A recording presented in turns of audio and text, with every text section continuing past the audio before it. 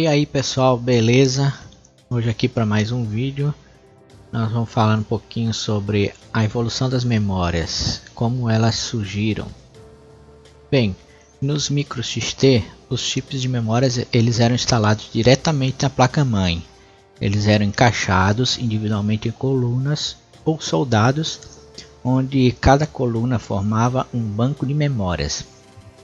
Esse sistema ele trazia várias desvantagens, por dificultar futuros upgrades de memória ou até mesmo a substituição de módulos com defeitos. A partir daí foi criado então o primeiro módulo de memória. Mas o que é módulo de memória? Os módulos de memória são pequenas placas de circuito onde os chips DIP eles eram soldados, facilitando assim o manuseio, a instalação ou até mesmo a substituição dos módulos. O primeiro módulo criado foi o módulo SIP, que significa Single Inline Pin Package. Ele foi usado nas placas-mães 286 e nas primeiras 386. Eles possuíam 8 bits de dados, o que fazia com que nas placas 286 e 386CX tinham que ser instalados dois módulos de memória, porque essas placas elas acessavam 16 bits, e nas 386DX tinham que ser instalados 4 módulos de memória, dois pares de módulos, pois a placa ela acessava 32 bits. Essas memórias elas tinham 30 pinos na parte inferior do módulo, que tornava o manuseio da memória um pouco complicado, porque elas podiam se quebrar ou até mesmo os módulos de memória serem soldados errados. A partir daí então foi criado os módulos de memória SIM, que a sigla significa Single Inline Memory Module, porque existe justamente uma única via de contatos com 30 pinos. Os módulos de 30 vias possuem sempre 8 ou 9 chips de memória. Cada chip fornecia um único bit de dado de transferência.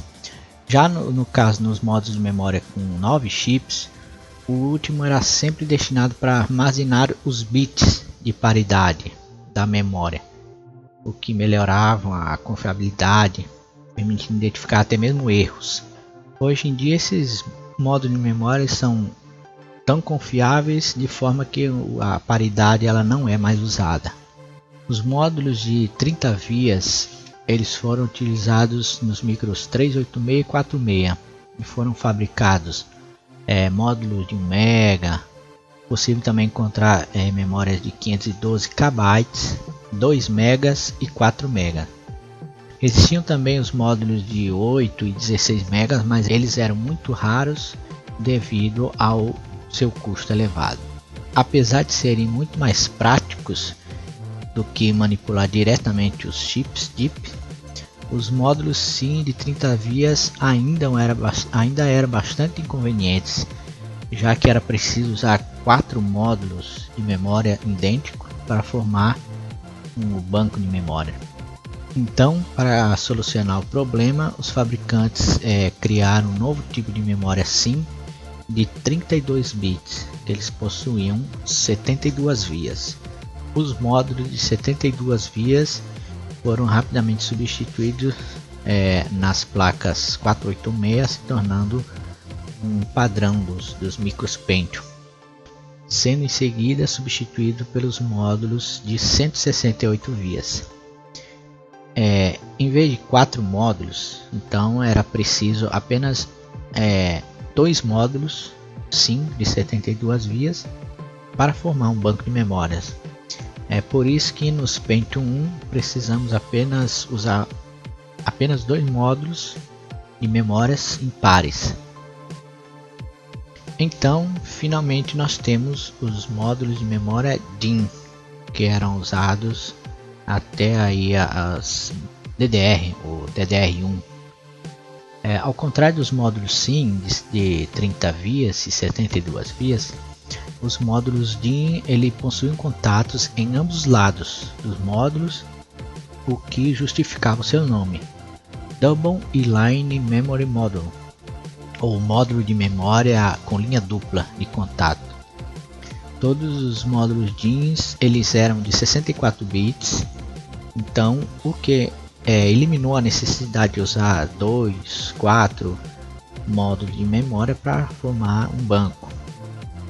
Muitas das placas mães oferecem a opção de usar dois módulos de acesso simultâneo para melhorar a velocidade de acesso.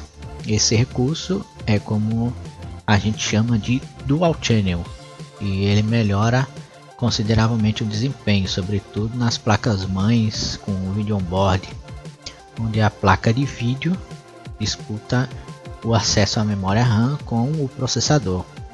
De qualquer forma, a gente pode usar perfeitamente um único módulo de memória, mas nesse caso o suporte ao Dual Channel fica desativado automaticamente. Bem, existem três formatos de memória DIN. Os mais antigos são conhecidos como memória SDR, de 168 vias. Em seguida temos os módulos DDR, que possuem 184 vias, e os módulos DDR2 e DDR3, que eles possuem 240 pinos, mas utilizam tensões e sinalizações diferentes. Apesar do maior número de contatos, os módulos DDR, DDR2 e DDR3, eles são exatamente do mesmo tamanho do que os módulos SDR de 168 vias. E por isso foram introduzidas algumas mudanças, no caso na posição dos chanfros das memórias, como a gente conhece, de forma que você não consiga encaixar um módulo em uma placa incompatível ou uma placa mais antiga. Os módulos SDR eles possuíam dois chanfros, enquanto os DDR eles possuem apenas um chanfro, e que ainda por cima é colocado em uma posição diferente. Os módulos DDR2 também utilizam um único chanfro, mas ele está posicionado um pouco mais próximo do canto do módulo em relação aos DDR, de forma que é impossível encaixar um módulo DDR2 em uma placa DDR ou uma placa mais antiga. Isso foi necessário porque, além das mudanças na forma de acesso, os módulos DDR2 utilizavam tensões diferentes, utilizavam tensão de 1.8 volts, enquanto os módulos DDR eles usavam 2.5. Então, se fosse possível instalar um módulo DDR2 numa placa antiga, a tensão maior iria queimar o módulo rapidamente.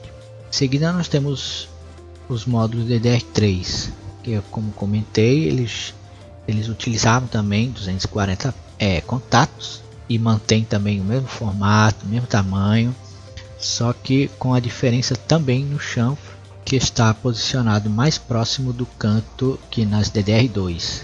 Isso também porque esses módulos eles trabalham com voltagem ainda mais baixa, que é de 1.5 volts. Outra diferença nos chips DDR2 e DDR3 é que eles utilizam o chip BGA. A grande diferença do chip BGA são os pontos de solda, que eles são posicionados diretamente na parte inferior dos chips, em vez de serem usadas aquelas perninhas laterais que possuíam. Isso reduz drasticamente a distância que o sinal elétrico precisa percorrer, além de reduzir também o nível de interferências, permitindo que os módulos sejam capazes de operar com frequências mais altas também.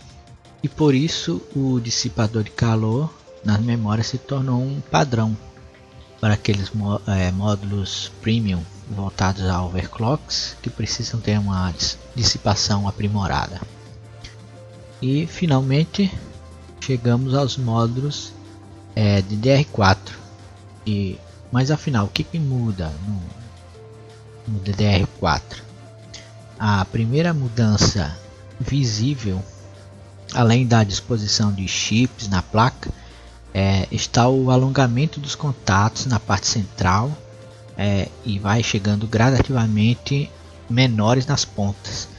Essa mudança vem para garantir uma facilidade na instalação ou evitar que o usuário force demais o componente no encaixe e acabe danificando o slot.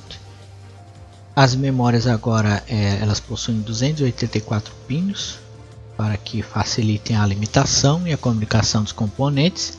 E outra mudança, novamente visando cada vez o baixo consumo de energia, principalmente em notebooks, é que as DDR4 trabalham com 1.2 volts, o que pode ser pouco, mas o que eleva consideravelmente o tempo de bateria dos notebooks.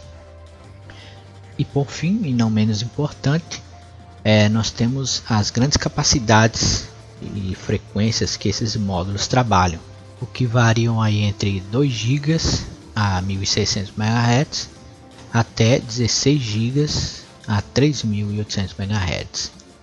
Então é isso, pessoal. Espero que vocês tenham gostado do vídeo. A matéria completa sobre esse assunto você vê lá no meu blog, que vai estar aí na descrição do vídeo. Então é isso aí, pessoal. Valeu e até mais.